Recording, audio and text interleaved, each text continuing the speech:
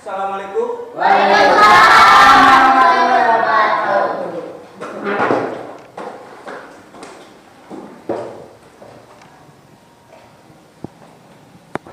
Gimana kabarnya? Alhamdulillah baik. Baiklah, untuk materi hari ini tentang ini sudah saya siapkan tadi ya. Pola dakwah Nabi Muhammad Shallallahu Alaihi Wasallam di Mekah. Itu silakan seperti biasa supaya kita ilmunya bermanfaat. Silakan berdoa dipimpin oleh ketua kelasnya. Dilanjutkan dengan membaca seperti biasa, membaca surat pendek. Silakan. Perhatian, siap. Duduk yang rapi. Siap. Sebelum belajar mari kita baca doa dan pasti mulai. Selesai. Assalamualaikum warahmatullahi wabarakatuh. Waalaikumsalam warahmatullahi wabarakatuh. Silakan seperti biasa baca surat pendek. Bismillahirrahmanirrahim. Qul a'udzu birabbin nas, malikin nas, ilahin nas, min syarri waswasil khannas, alladzi yuwaswisu fi sudurin nas, minal jinnati wan nas. Oke, makasih. Kita lanjutkan. Masih semangat? Asik. Semangat ya. Kita harus semangat belajar. Sekali. Dan di sini yang akan kita pelajari hari ini adalah tentang pola dakwah Nabi Muhammad Shallallahu Alaihi Wasallam di Mekah. Dan di sini ada beberapa pola. Yang pertama ada beberapa pola yaitu Bapak harapkan kalian bisa paham dan bisa mengerti tentang pola dakwah Nabi Muhammad di Mekah. Di sini ada beberapa pola dakwah. Di sini salah satunya ada dua pola dakwah yaitu dakwah Syria juga dakwah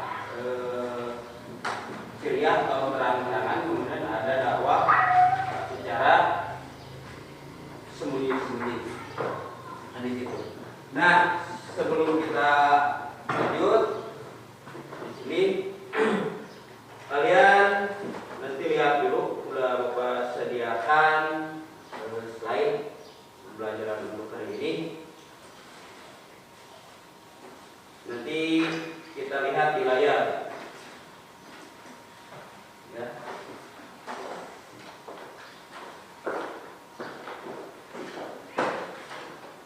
Dakwah rahasia, ya. Di sini ada pola dakwah rahasia atau dakwah Syria.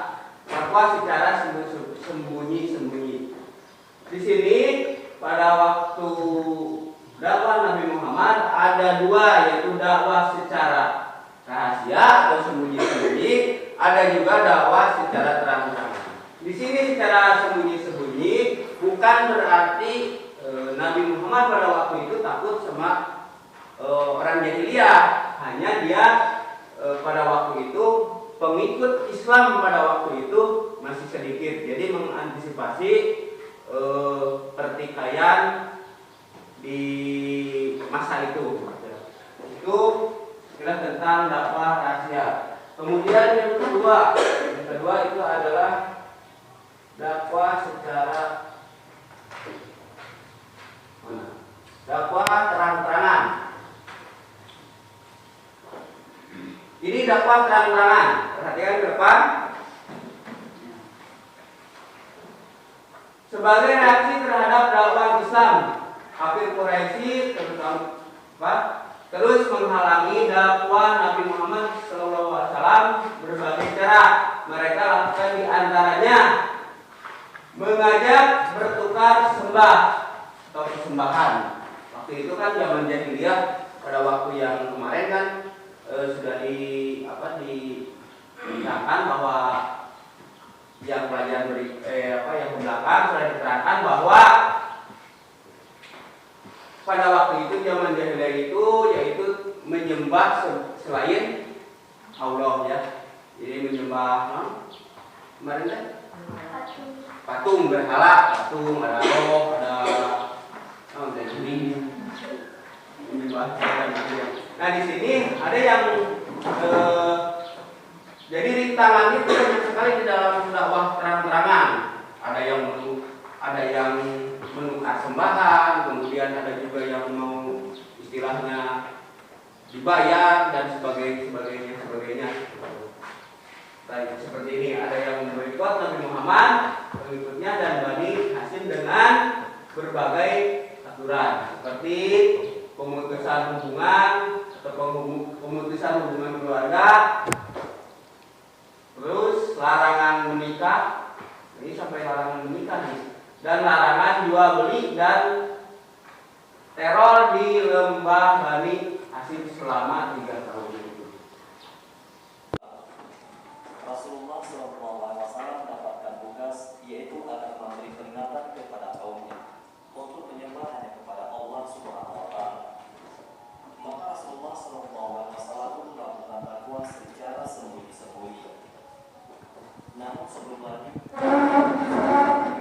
komen dan langganan serta sebagai tempat kelahiran dan pertumbuhan beliau Sallallahu Alaihi Wasallam, maka kota Mekah dijadikan Nabi Muhammad SAW sebagai tolak dakwahnya.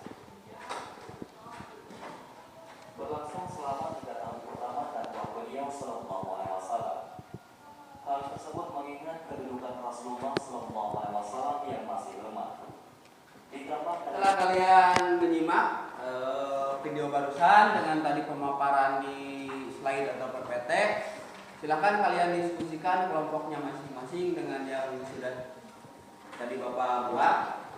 Kelompok masing-masing, kelompok 1, 2, 3. Nanti kalian Bapak harapkan bisa mempresentasikannya di depan.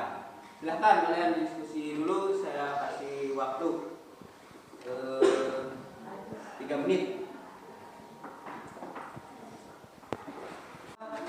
Ini silakan baca dulu yang barusan. Siapa yang mau baca? Baca dulu tentang dakwah Syria. Berdiri secara kelihatan. Ini yang pola dakwah secara rahasia ya.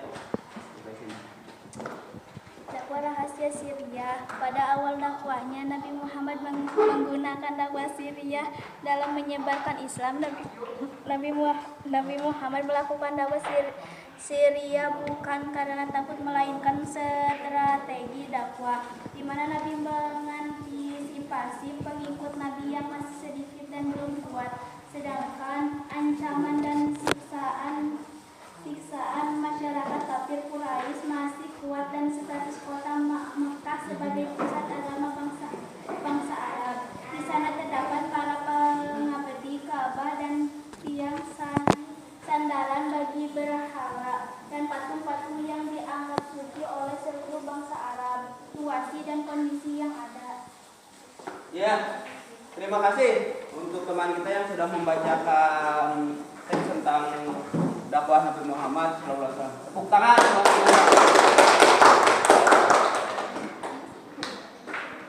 Kita lanjutkan untuk pembelajarannya.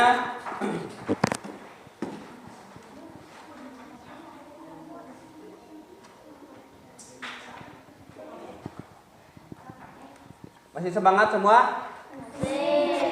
Coba yang duduknya kurang rapi dirapikan dulu supaya kelihatan. Duduknya yang rapi, menghadapnya ke depan, jangan seperti beyuk minggir. Ini kita menghadap ke depan. Silahkan. Kelompok mana yang mau bertanya? Ya, silakan kelompok 2. Pasti Pak, dakwah rahasia itu. Nah, di sini yang barusan udah dibacakan ya, bagus pertanyaannya. Apa sih tentang dakwah rahasia itu gitu ya? Dakwah rahasia atau dengan disebut dengan dakwah sirriyah. Karena di situ ada dua pola dakwah, yaitu dakwah sirriyah, dakwah rahasia dan dakwah terang-terangan. Di sini yang dinamakan dengan dakwah terang-terangan, dari pertanyaan bukan terang-terangan tapi rahasia ya. Dakwah rahasia itu seperti tadi yang kita udah simak baik di slide atau tadi video, yaitu dakwah secara sembunyi-sembunyi yang dilakukan oleh Nabi Muhammad SAW pada waktu itu. Dia dakwah sembunyi-sembunyi. Jadi dakwahnya itu bukan berarti dari rumput dina rumpun, tapi dia itu dakwah secara sembunyi. Yang jadi target dia adalah keluarga dan sahabatnya. Salah satunya tadi udah dilihat di video adalah sahabat beliau, kemudian istri beliau dan keluarga beliau. Nah, itu ya yang tadi. Jadi kesimpulannya bahwa dakwah secara sembunyi itu dakwah secara tertutup yang dilakukan pada keluarga sama sahabat-sahabat beliau. Nah, itu bagus pertanyaannya. Tepuk tangan buat kelompok 2. Oke, setelah kalian lagi simak saya dari video, kemudian dari PPT dan penjelasan tadi, silakan setiap kelompok tadi sudah menyimpulkan, sudah menuliskan. Silakan hasil dari diskusi tadi silakan dipresentasikan atau dibacakan. Mau perorangan atau maksudnya maaf yang baca banyak sareanya. Baca pasti seorang tapi perwakilan kelompoknya. Silakan kelompok mana yang mau presentasikan? Ya, silakan kelompok 1. Berdiri supaya kelihatan.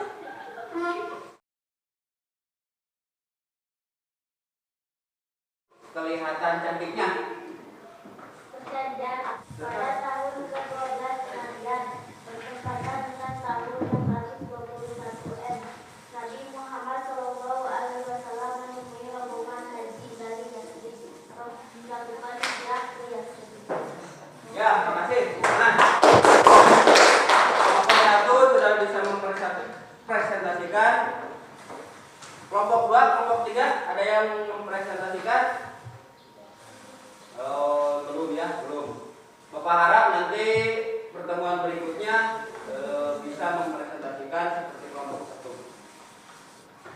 Apa yang tadi kita simak tentang pola dakwah Nabi Muhammad SAW. Nah, di situ ada dua pola. Pertama secara sembunyi-sembunyi atau seperti tadi yang sudah ditanya oleh kelompok 2 bahwa secara sembunyi-sembunyi itu yang dilakukan oleh Nabi Muhammad pada waktu itu adalah berdakwah dengan keluarga dan sahabatnya. Kemudian ada dakwah secara terang-terangan, itu udah terang-terangan secara langsung kepada masyarakat bahwa pada waktu itu pada penyebaran Islam secara terang-terangan bukan rahasia lagi atau secara sembunyi-sembunyi. Itu dua pola dakwah Nabi Muhammad. Baiklah, sebelum tutup, barusan yang kita pelajari adalah pola dakwah. Bagaimana pola dakwah Nabi Muhammad pada waktu itu? Apakah banyak rintangan? Banyak sekali ya, banyak sekali. Walaupun banyak rintangan, tapi beliau sangat bersemangat, bahkan sampai disiksa, sampai hijrah. Nah, itu pun kita jadikan suatu cermin.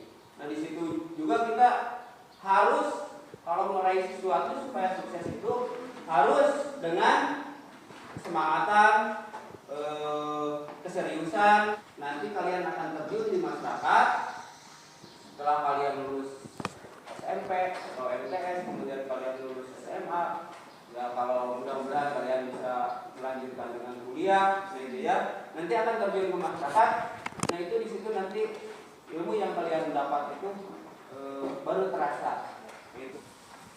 Nah untuk pelajaran berikutnya nanti yang akan kita pelajari untuk pertemuan berikutnya yaitu tentang kesuksesan Nabi Muhammad SAW melakukan perubahan. Nah itu yang akan kita bahas nanti. Itu ya yang nanti silakan kalian karena sekarang zamannya canggih, silakan kalian bisa dibuka di Google dan di YouTube. Baiklah, sebelum akhiri pertemuan hari ini supaya ilmu kita bermanfaat, mudah-mudahan ya kita bermanfaat juga berguna bagi agama nusa dan bangsa. Sebelum mengakhiri, silahkan kalian seperti biasa baca doa dulu. Seperti biasa dipimpin oleh ketua kelasnya. Silahkan. Perhatian, siap. Berjalan lagi, siap. Pulang pada kita berdoa dalam hati Tuhan.